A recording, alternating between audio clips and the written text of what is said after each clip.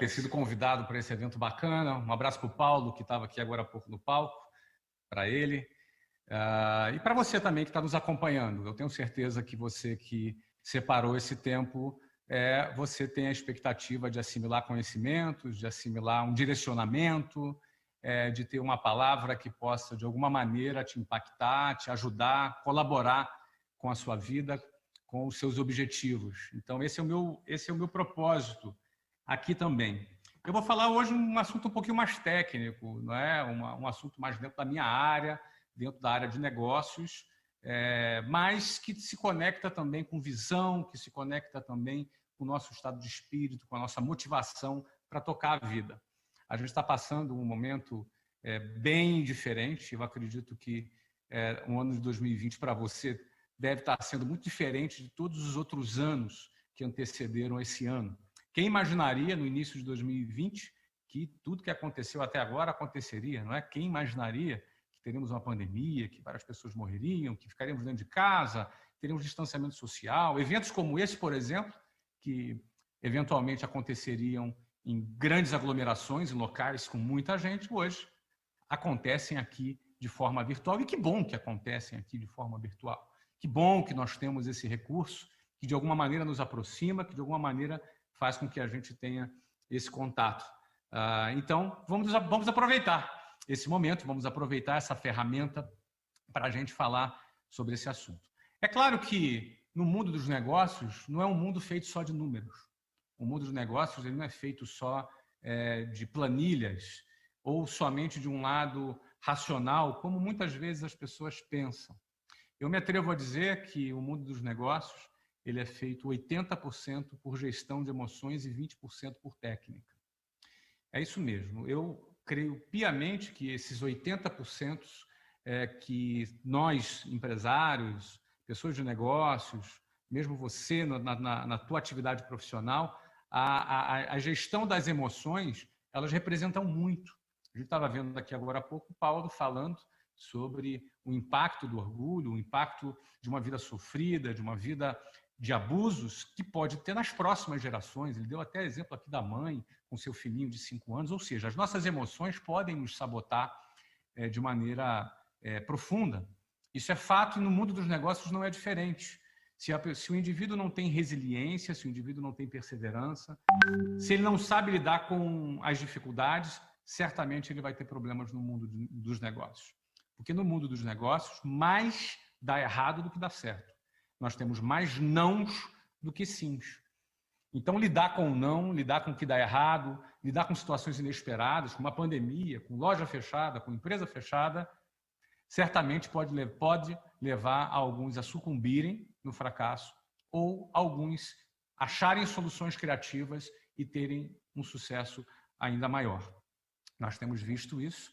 Recentemente, cerca de 520 mil empresas fecharam no Brasil, somente até o mês de junho. Ou seja, somente entre março e junho de 2020, mais de 500 mil empresas fecharam suas portas no Brasil.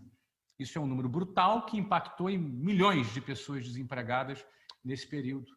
Então, é um momento diferente, é um momento de muitos desafios para muitas pessoas. E a grande questão é como que a gente deve se portar diante disso. Como é que a gente deve se portar do ponto de vista dos negócios, do ponto de vista das nossas emoções, como é que a gente deve lidar com essa situação.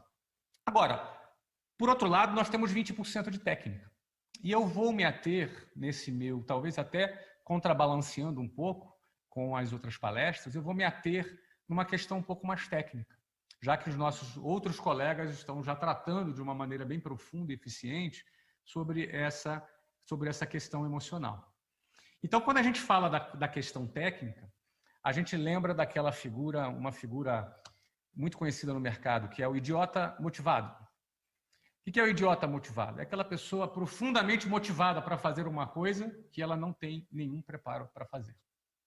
O que geralmente vai acontecer com alguém motivado, com alguém convicto, sem nenhum preparo para fazer, que essa é a figura, é uma metáfora até meio forte, e dei licença aqui para o meu palavreado, mas é um idiota motivado. O que acontece com o idiota motivado? Ele vai ter coragem, ele vai ter um monte de características que são necessárias para fazer negócios, mas ele não está preparado para fazer negócios. Ele não está preparado para abrir a sua própria empresa. Ele não está preparado para começar aquele projeto.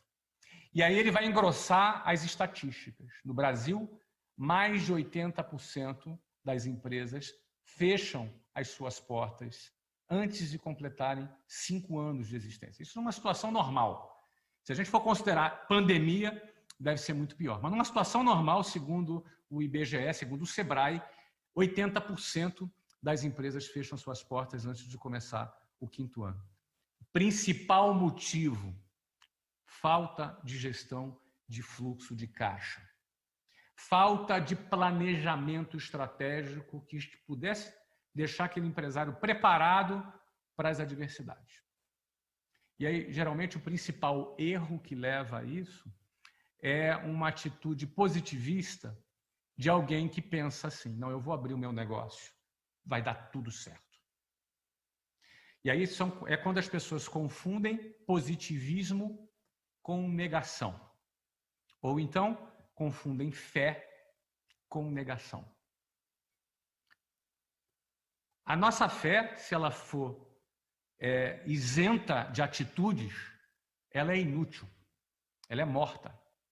Uma fé sem atitudes, sem ação, é uma fé morta.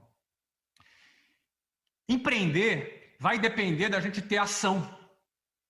E se a gente não tiver ação, de nada adianta o nosso positivismo, ou de nada adianta a nossa fé, porque ela não vai ter nenhum efeito. Porque em negócios, a maioria das nossas atitudes vão dar errado. Em negócios, nos seus projetos, a maioria das suas iniciativas vão ter variáveis.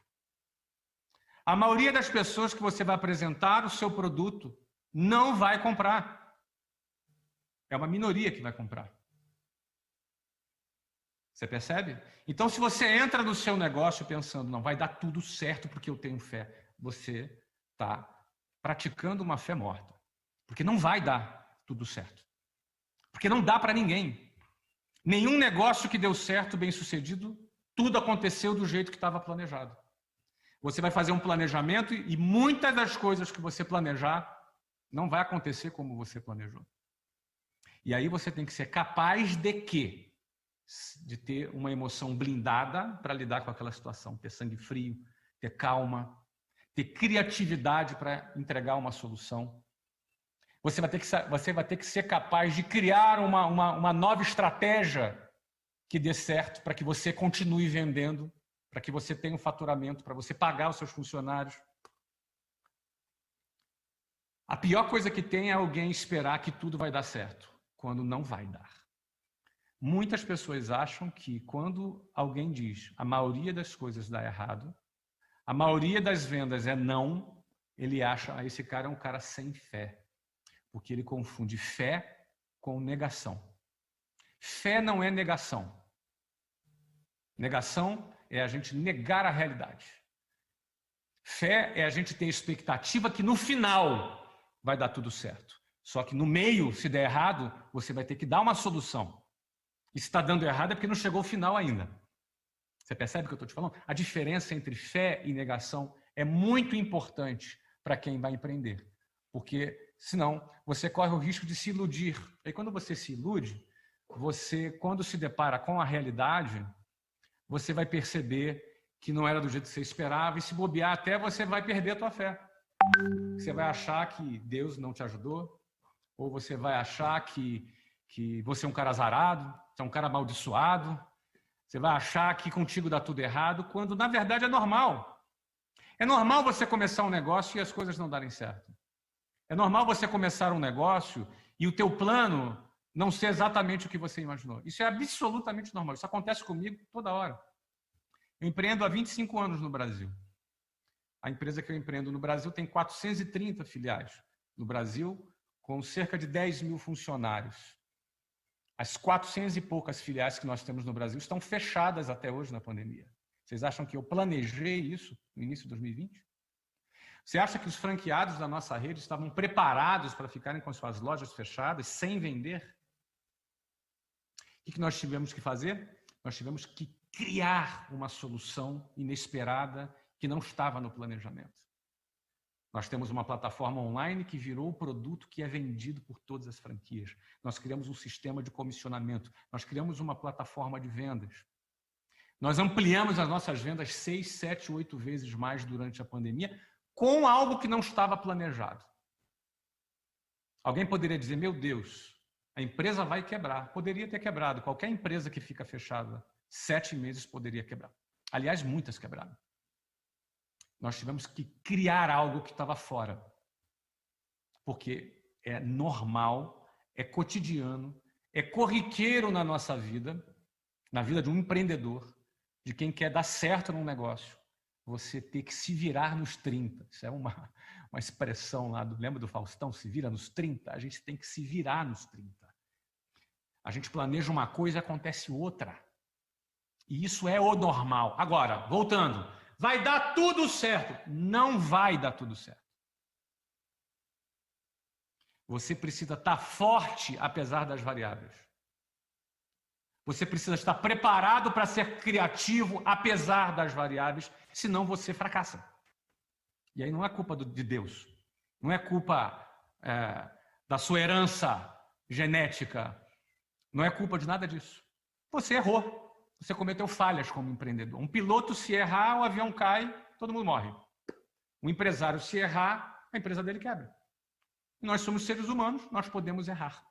Então, a gente precisa ter alinhada a nossa expectativa e não confundir fé com negação. Senão, a gente corre o risco de sermos idiotas motivados. Pessoas motivadas em falsas premissas, onde a gente tem a chance muito grande de se decepcionar ao longo do caminho e daqui a pouco vai culpar alguém. Até Deus você pode culpar, quando a responsabilidade é somente nossa. Eu quero falar sobre técnica por isso, gente. Eu quero aqui falar com vocês sobre um aspecto técnico para, de alguma forma, deixar para vocês, nesse pouquinho tempo que nós temos aqui, alguma ferramenta para você prosperar nos seus negócios. Talvez você até não tenha um negócio ainda hoje, mas o conceito de fé / negação vale para você também, mesmo que você não tenha um negócio. Ou quem sabe um dia você vai ter um negócio, ou você até está com vontade de ter negócio. Ou quem sabe, amanhã ou depois você pode perder até o seu emprego. E aí você vai pensar, não, agora eu quero ter um negócio, porque muita gente abre um negócio depois que perde seu emprego. Não é? Então, se isso acontecer, eu quero deixar essa ferramenta para você. Uma ferramenta que é muito válida no mundo dos negócios. E eu quero começar contando uma história. Essa história aconteceu no ano de 2008, quando eu recebi a visita na minha empresa em Curitiba de um concorrente. Era um amigo, um concorrente, que tinha uma rede de escolas de inglês também, concorrente, e ele veio com uma proposta de comprar a nossa empresa. Ele chegou com uma proposta muito tentadora para comprar a nossa empresa. Era 2008, eu tinha 36 anos de idade, ou seja, faz 12 anos atrás, eu tenho 48 anos hoje, e ele chegou de uma forma muito objetiva. Olha, eu gostaria de comprar a sua empresa. E colocou um papel e escreveu um número. Esse aqui é o número que eu gostaria de pagar pela sua empresa. Escreveu o número 200, mais 3 zeros e depois mais 3 zeros. A proposta era de 200 milhões de reais para comprar a minha empresa. Eu fiquei observando ele, ouvindo a proposta que ele fez para mim e me perguntando. Primeiro eu perguntava, cara, como é que ele tem esse dinheiro? Pô, ele é meu concorrente. Peraí, eu não tenho esse dinheiro, como é que ele tem esse dinheiro? Como é que ele vai me pagar isso daí? Essa é a primeira pergunta que eu fiquei me pensando, de onde ele tirou esse dinheiro? A segunda pergunta que eu fiquei me pensando é por que isso é bom para ele? A minha empresa dava um lucro mais ou menos de 27 a 28 milhões de reais por ano. Ele estava me propondo alguma coisa equivalente a 8 vezes o lucro da minha empresa por ano. Naquela ocasião, a nossa taxa de juros era muito grande, então só de aplicação financeira eu ganharia 15% ao ano, que isso daria cerca de 30 milhões de reais por ano, que seria mais do que o lucro que eu tinha na minha empresa. Então eu ficava pensando, mas peraí, por que isso é bom para ele? Se eu tenho 27, 28 milhões de lucro na minha empresa, se ele me propõe 200 milhões, eu pego 200 milhões, boto no banco e dava 15% aos juros. Lembra dessa época? Os juros eram altos no Brasil? Hoje está baixinho, né? Pois é. 15% de 200 milhões dava 30 milhões. Então, eu ganharia mais sem fazer nada, sem correr nenhum risco, do que ficar lá trabalhando para ganhar 27, 28 milhões, correndo risco. Eu fiquei me perguntando, por que isso é bom para ele? E aí, eu, como não tinha resposta para as duas perguntas, nem de onde ele ia tirar o dinheiro, e nem por que isso era bom para ele, eu falei, olha, eu vou fazer o seguinte, eu vou te pedir 30 dias para eu pensar. Vou te pedir 30 dias para eu pensar e te dou a resposta. Tudo bem? Ele, tá tudo bem, tudo ótimo. Beleza. E eu tirei aí 30 dias para refletir, para pesquisar, para estudar o que estava acontecendo ali. Eu já tinha chegado à conclusão que ele estava jogando um jogo que eu desconhecia. Falei, cara, que jogo é esse que ele está jogando? Ele estava com um raciocínio muito além do que o raciocínio que eu tinha. Eu não conseguia ver lógica no que ele estava fazendo. Mas uma coisa era certa. Se ele estava fazendo aquilo, tinha um motivo. E esse motivo eu não sabia. E eu falei, se eu não sei, eu vou pesquisar e vou procurar entender. Foi aí a primeira vez que eu ouvi falar na palavra equity. Eu nunca tinha ouvido falar. Eu tinha uma empresa já há 13 anos, que tinha aí 27, 28 milhões de lucro por ano. Ou seja, era uma empresa bem sucedida. Era uma empresa que estava indo muito bem. Eu tinha começado do zero. Não é? Quem me conhece aqui da minha origem sabe que eu sou um cara da periferia do Rio. Eu tinha começado do zero, abri uma empresa com meu cheque especial. Enfim, estava tudo bem. Mas ele estava jogando um jogo que eu não sabia. Eu fui pesquisar. O jogo era o jogo do equity. E que jogo do equity é esse? Como é que funciona esse jogo do equity? Porque um dia a gente arruma um emprego. E a gente vai trabalhar nesse emprego e a gente trabalha por um salário. Acredito que a maioria de vocês aqui, se não tem um salário hoje, um dia já teve. Né? Eventualmente, hoje você tem um negócio, não tem mais um salário, mas um dia você teve. Então, esse é um jogo muito conhecido, que é o jogo do salário. Como é que é o jogo do salário? Você trabalha uma quantidade de horas em troca de um salário.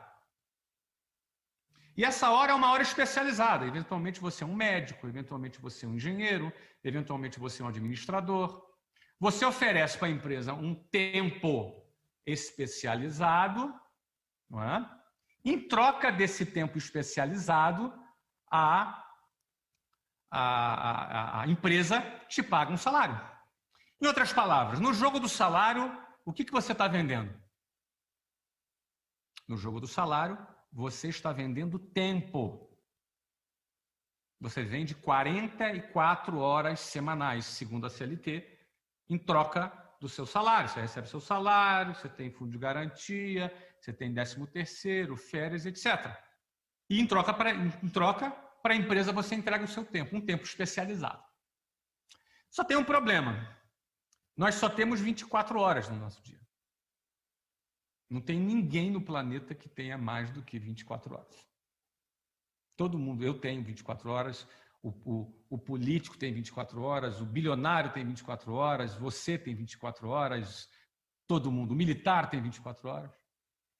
Isso significa que se você vende tempo, o emprego você vende tempo em troca de salário, você não tem escala, porque você não tem muito tempo para vender. E para piorar, a própria CLT limita a quantidade de tempo que você pode vender. São 44 horas semanais, mais uma quantidade de hora extra que você pode fazer, mas mais do que isso já não pode.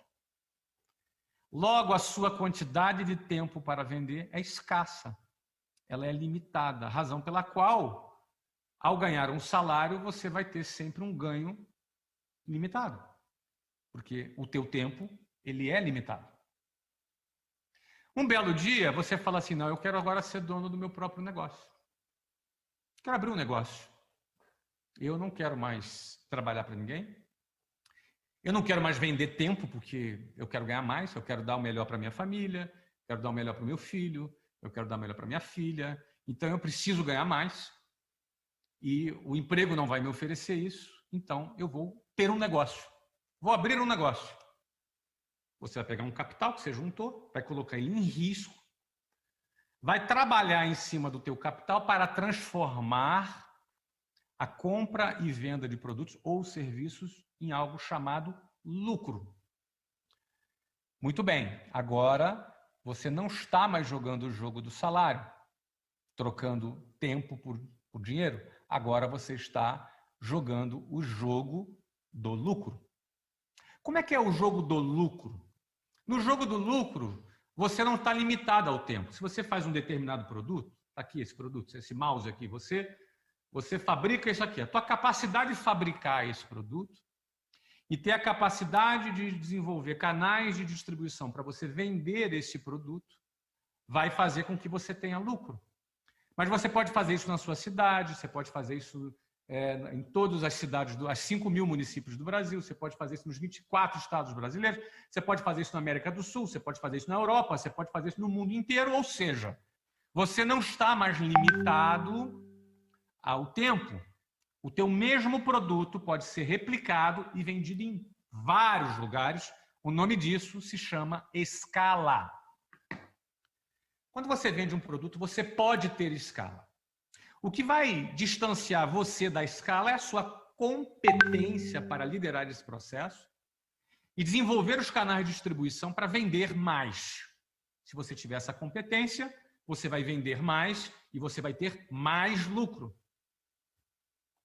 Esse é o jogo do lucro, que é, inclusive, jogado por poucos, porém, compreendido pela maioria das pessoas. É razoável você entender que você pode comprar um produto por X e vender ele por X mais 1. Esse 1 é o lucro. É compreensível isso daí, embora poucos joguem esse jogo. Tem um terceiro jogo, que era o jogo que eu não conhecia. Quando eu recebi a visita do meu concorrente, me fazendo a proposta de nos comprar por 200 milhões de reais, eu estava jogando qual jogo? O jogo do lucro. Quando ele me apresenta 200 milhões de reais para pagar por aquilo, deu um nó na minha cabeça.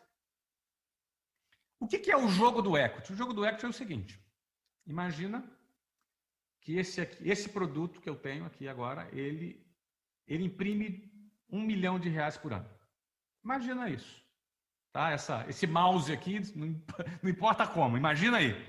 Com esse mouse aqui eu consigo imprimir 1 milhão de reais por ano e é legal, o Banco Central aprova, tá tudo certo, nada ilegal, tá bom?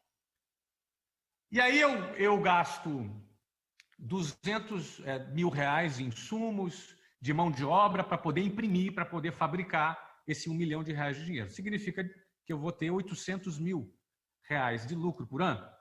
A minha pergunta que eu faço para você é o seguinte, se esse mouse aqui, ele imprime 800 mil reais por ano, você gostaria de ter esse mouse aqui? Pensa com calma. Se esse mouse, ele imprime 800 mil reais por ano, você gostaria de ter esse mouse? Alguém vai dizer, sim, gostaria de ter esse mouse. Por que não? Eu gostaria de ter esse lucro de 800 mil reais por ano. Então a pergunta é, por quanto você pagaria nesse mouse? Eu te vendo esse mouse. Você pagaria quanto nesse mouse? Ele que vai te dar 800 mil reais por ano. Aí você vai me dar um preço. Eu te pagaria 10 milhões de reais. Aí você pensa, poxa, 10 milhões de reais, se eu botar aplicado eu vou ganhar tanto. Poxa, mas se eu ganhar 800 mil é mais do que a aplicação, então vale a pena. Você vai fazer alguma conta que vai fazer sentido na sua cabeça pensar assim. Eu pagaria 10 milhões de reais nesse mouse, porque ele vai me dar 800 mil reais por ano. Esse valor que você pagaria, esse valor que você consegue agora enxergar que esse mouse tem, se chama equity. É um negócio um pouco impalpável para se entender, mas é equity. O que é o equity? É o valor do seu negócio. No dia que eu recebi a proposta de 200 milhões de reais por aquela empresa, eu me dei conta que eu era dono de 200 milhões de reais e não sabia. Se um cara chega para você e fala assim, eu vou te pagar 200 milhões no seu carro, você vai pensar, nossa, eu era dono de um carro que custa 200 milhões, eu não sabia. Eu era dono de uma empresa, não sabia. Por quê? Porque a minha cabeça estava voltada para o lucro. Eu aprendi assim. Na verdade, nem assim eu aprendi. Eu tive que aprender sozinho, porque a escola não ensina nada disso. A faculdade não ensina nada disso. Então, quando eu entendi isso, eu falei, tá, beleza. Então, por que vale a pena para ele? Eu comecei a pensar, o dinheiro que ele ia pagar era de um banco que estava se associando a ele, que ia nos comprar, que ia juntar as duas empresas, que ia fazer uma sinergia, ia cortar a despesa, e aí aquele lucro ia se tornar 20%, 30% maior, porque ele ia ter menos despesa, e aí ele ia ter um equity maior ainda. Ele estava construindo o equity dele, criando o grupo dele. E eu achei aquilo muito interessante. Eu falei, olha, ele joga um jogo que eu não jogo. Que interessante. E eu voltei 30 dias depois e não vendi a empresa para ele. Eu falei, olha, eu pensei, refleti, eu penso que não é a hora de eu vender a minha empresa para você. Muito obrigado pela proposta. Confesso a você que você negar 200 milhões de reais em 2008, talvez fosse uns 400 milhões de reais hoje. Se você for considerar no dólar, né? O dólar talvez valia o dobro do que vale hoje. É um dinheiro importante para qualquer pessoa, principalmente para um jovem de 36 anos naquela ocasião. Eu neguei a proposta dele, porque eu entendi, eu falei, não é a minha hora de vender o meu negócio. E, para resumir, 5 anos depois eu vendi esse mesmo negócio por 960 milhões de reais, que foi a venda que nós fizemos para o Grupo Abril. Eu era dono 100% dessa empresa, vendi por 960 milhões de reais a mesma empresa, naquele momento, gerando um valor de equity muito maior do que aquele. Por quê? Porque eu comecei a aprender a como entrar no jogo do equity, que é isso que eu quero aqui falar para vocês hoje. Talvez muitos de vocês nunca tenham ouvido falar nisso, ou se ouviram vagamente, não vivem uma realidade de pensar em equity, em construir equity. Eu queria começar dizendo uma coisa para você. Você não conquista, por favor, preste atenção nessa conclusão, tá? Você não conquista aquilo pelo qual você não luta. Você só conquista alguma coisa que você lutou por ela. Porém, você não luta por nada que você não deseje. E você não deseja nada que você não sabe da sua existência. Vamos repetir. Você não conquista algo pelo qual você não luta. Ou seja, para você conquistar alguma coisa, você tem que lutar por algo. Agora, você não luta por nada que você não deseja.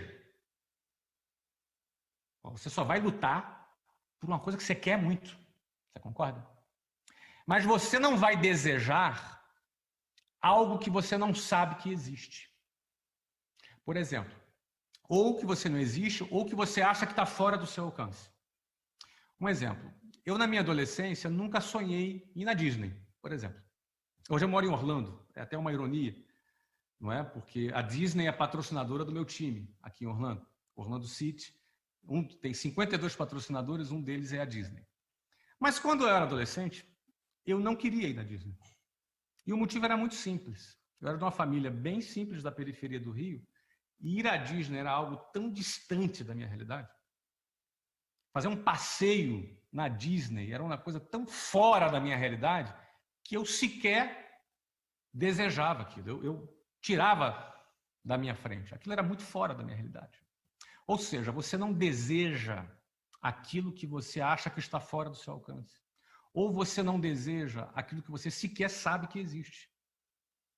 Logo, você não luta por aquilo, logo você não conquista. Por isso é fundamental você estabelecer boas referências na sua vida. Você se conectar com excelentes referências na sua vida.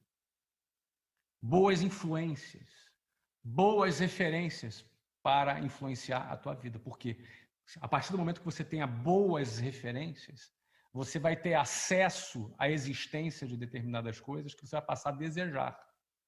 E que, portanto, você vai passar a lutar por ela. E que, portanto, você poderá conquistar essas coisas. Percebe? Em outras palavras, o que eu quero aqui dizer para vocês, tomem cuidado. Quem são as suas referências? Né? Quais são as suas referências de vida? Quais são as referências que você tem adotado para você? Repito, as demandas emocionais, a nossa vida espiritual, a nossa vida familiar, tudo isso está conectado. Mas 20% da qualidade de vida que você vai ter vai vir daí, da sua técnica, do seu conhecimento que você pode para adquirir e melhorar a sua vida. E por isso eu deixo a pergunta para você. Quais são as suas referências? As suas referências vão te trazer visão. As suas referências poderão aumentar a sua visão. Ou não. ou diminuído a sua visão. Então, sobre visão, eu tive uma experiência muito interessante no ano de 2003, quando eu me mudei para Curitiba. Eu morava no Rio de Janeiro e me mudei para Curitiba para dar continuidade à minha empresa em Curitiba. A gente tinha, na ocasião, 38 escolas naquele ano, no ano de 2003. Não é? E nesse ano de 2003, eu sabia que era um ano muito importante, era um ano decisivo. E aí eu me mudei para Curitiba, convidei o gerente, vamos tirar umas férias. A gente foi para Recife tirar umas férias e a gente descansar um pouquinho, porque a gente sabia que a gente ia trabalhar muito a partir da semana seguinte. Lá em Recife, no hotel, eu fiz uma coisa que raramente eu faço. Eu sou um cara muito agitado, mas estava de férias, estava um pouco relaxado. Eu dormi à tarde. É uma coisa, acho que devo ter dormido à tarde umas 2 vezes na vida. Eu acabei o almoço, fui ali para o quarto no hotel, e aí dei uma encostada. Quando eu vi, eu dormi. Apaguei. Acho que eu estava bem cansado. E quando eu dormi, eu tive um sonho. Esse sonho que eu tive, eu vou contar para você agora. Tá? Estava eu e o meu filho de 2 anos na ocasião, ele tinha 2 anos de idade. Eu estava dirigindo um Fusca lá no Rio de Janeiro, era um Fusca, eu lembro do Fusca, um Fusca velho, né?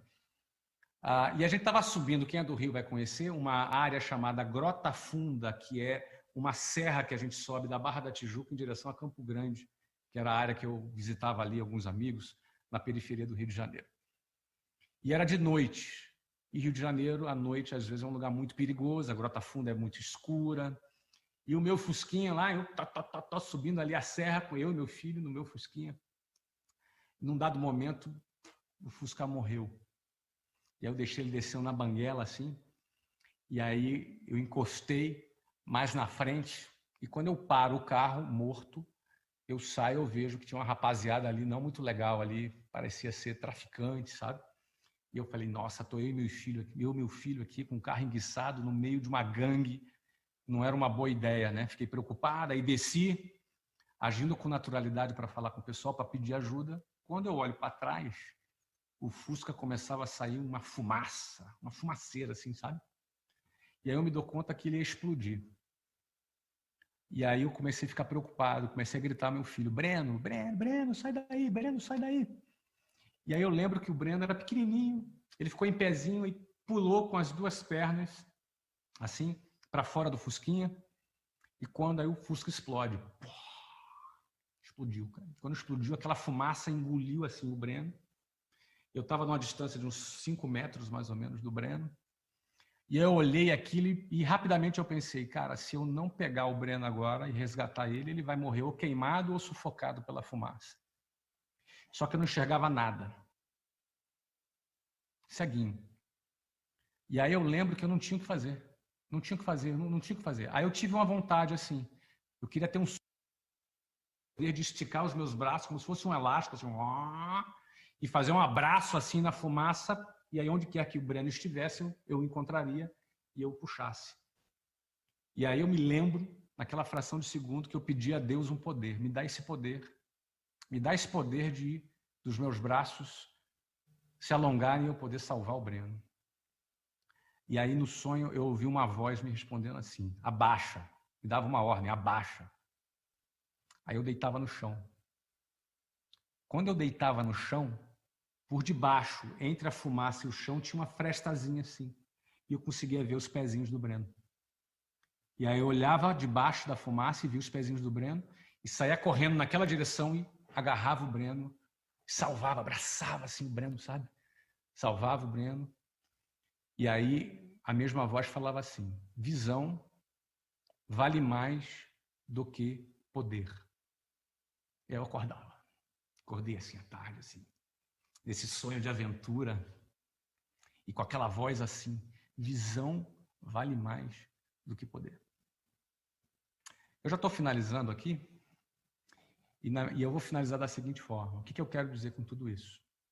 Primeiro, visão vale mais do que poder foi uma frase que eu me apropriei em minha vida e que determinou entre setembro de 2003 até fevereiro de 2013, ou seja, nos próximos 10 anos, nós saímos de 38 escolas para 396 escolas no Brasil. Visão vale mais do que poder mostrava que eu não tinha networking, eu não tinha muito capital, mas eu tinha visão. Visão vale mais do que poder econômico. Visão vale mais do que conhecimento ou você está enfronhado na sociedade com o teu networking. Visão vale mais do que qualquer poder. Essa frase nos inspirou a crescer a nossa empresa ao longo desse tempo. Quando eu recebi a visita do meu concorrente me oferecendo 200 milhões, eu poderia ter vendido por 200 milhões de reais, seria um baita negócio. Mas por visão, nós não vendemos e vendemos por 965 anos depois.